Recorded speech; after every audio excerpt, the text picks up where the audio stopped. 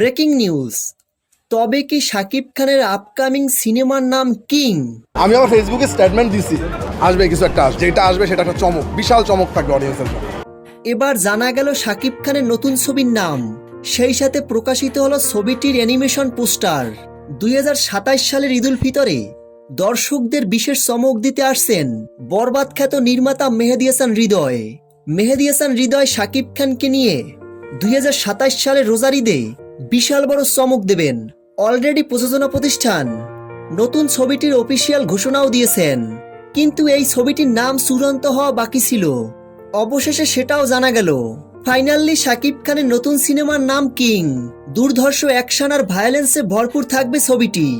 বাংলাদেশে এত বড় বাজেটের সিনেমা তৈরি হয়নি এর আগে বলে দাবি করেছেন প্রযোজনা প্রতিষ্ঠান রিয়েল এনার্জি প্রোডাকশনের কর্ণধর শাহরিন আক্তার সুমি। তারাই প্রথম শুরু করেছিলেন বরবাদ সিনেমার মাধ্যমে বিগ বাজেটের সিনেমা।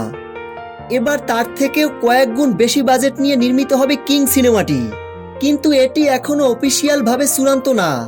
সিনেমার গল্পের উপর ভিত্তি করে ছবির নাম পরিবর্তন হতে পারে, তবে আগামী বছরে যে তারা বাংলা চলচ্চিত্রের নতুন এক মাইলফলক নিয়ে আসবে সেটা নিঃসন্দেহে বলা যায়। প্রিয় ভিউয়ার্স, শাকিব খানের আপকামিং সিনেমা নিয়ে আপনারা কতটা এক্সাইটেড? কমেন্ট বক্সে